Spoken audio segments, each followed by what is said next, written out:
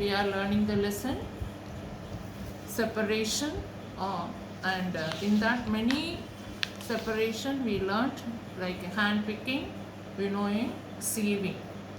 The next and the fourth method of separation is sublimation. It's there in page number 45. What is sublimation? We have already learnt in the beginning of the lesson. Sublimation is the process in which on heating any solid, it changes into vapor without changing into liquid. And by cooling, the vapor changes into solid without changing into liquid. And those substances which undergo this kind of changes is called sublimable substances. Some of the examples are naphthalene balls, which we use in the to put it in the cupboard and in the trunk to keep the woolen clothes away from the insects.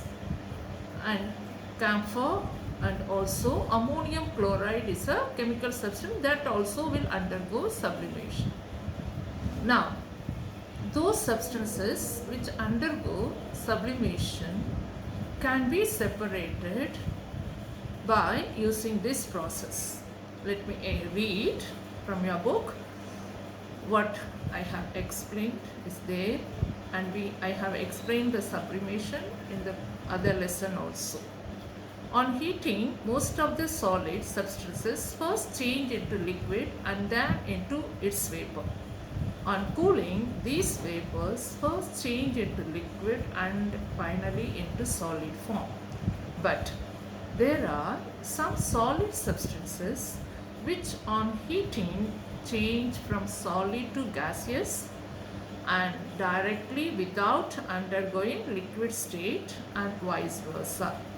It means that on cooling, the substance from its gaseous form changes into solid form directly without undergoing liquid state. So the process of conversion of solid directly into vapor on heating and vapor directly into solid on cooling without going into liquid state is called sublimation. This is what I explained, and it can be shown like this: solid by heating changes into vapor and vapor by cooling changes into solid. The compounds which undergo sublimation are called sublimable substances.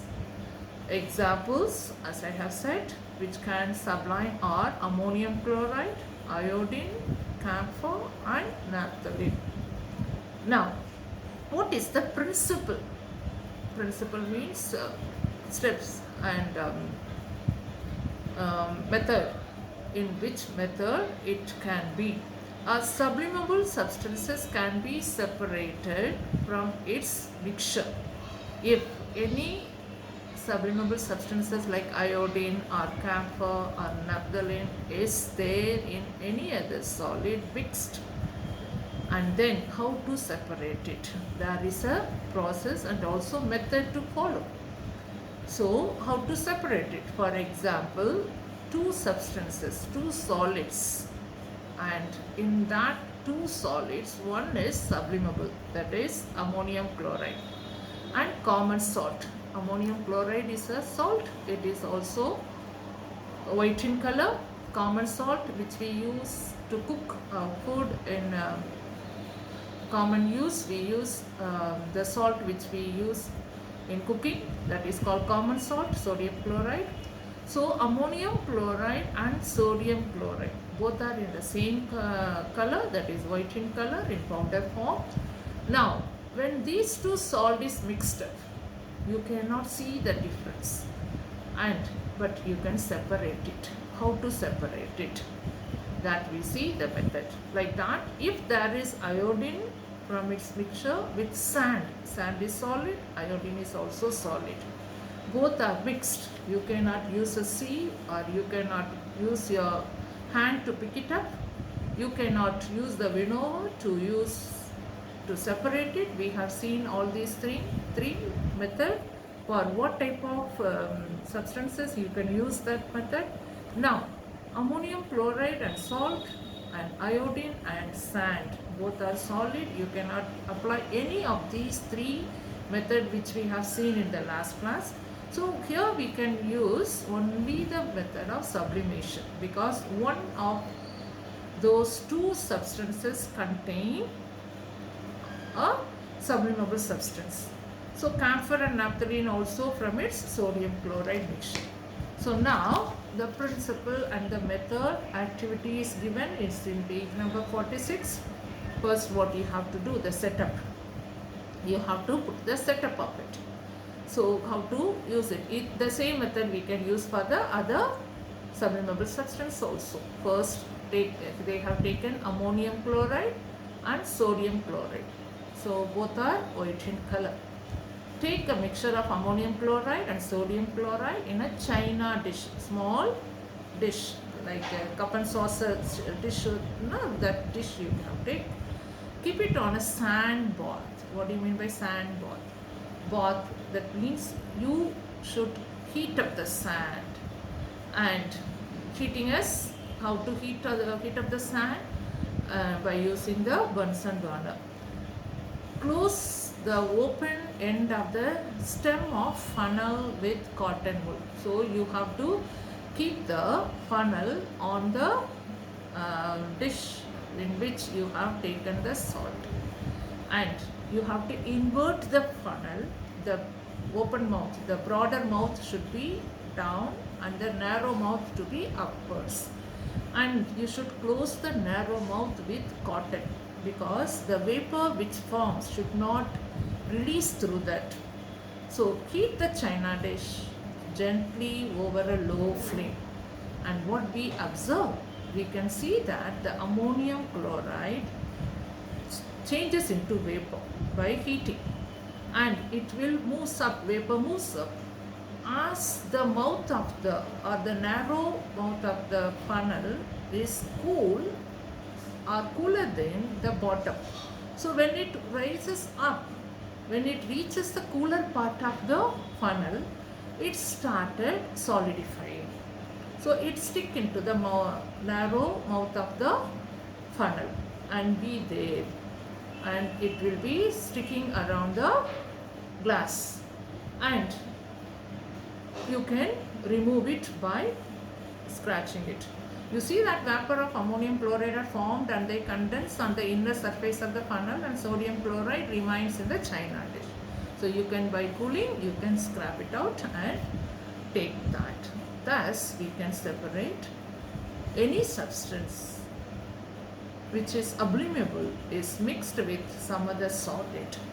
So this is the separation of sublimation. This method is called the separation of sublimation. Now the next method is magnetic separation. The word magnetic itself says that those substances which can be attracted by magnet can be separated in this method.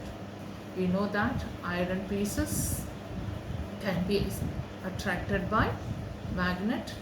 So nickel, cobalt, iron, these are the metal pieces can be attracted by iron. So any solid which contains magnetic substances, you can separate it by using the powerful magnet by rolling on it. When you roll on the mixture, all the magnetic substances will stick into the magnet, so you can separate it. This is a very simple method.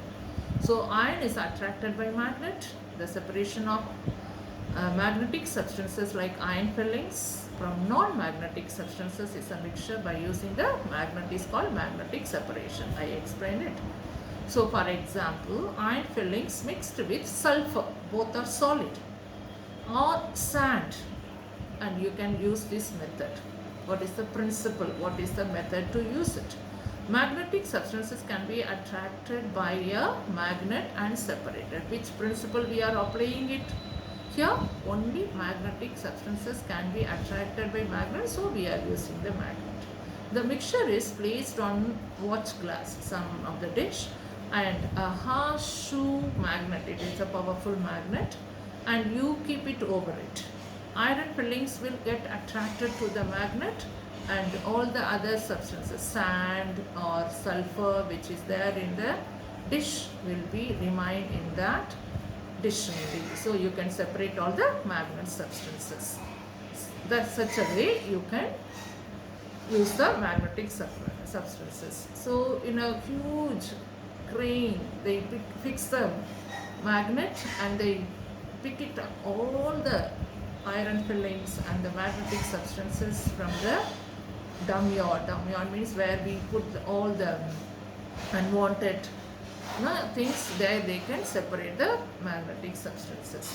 So this is the method we use to separate substances which are attracted to magnets. So there are 5 methods we have learned to separate solid mixtures. Solid and solid. The mixture should contain more than one substance, that is solid and other solid. There you can use, what are the methods? Hand picking, winnowing, sieving, sublimation and magnetic separation. So the next method is for solid and liquids. So in the next class we will see that. Here we will stop and go through the explanation in your book and learn all the definition also. What do you mean by magnetic separation? What do you mean by winnowing? What do you mean by sublimation? And which are the substances which are mixed can be separated by which method? So go through it and do the activities in your copy and try to understand the explanation and learn some of the important points.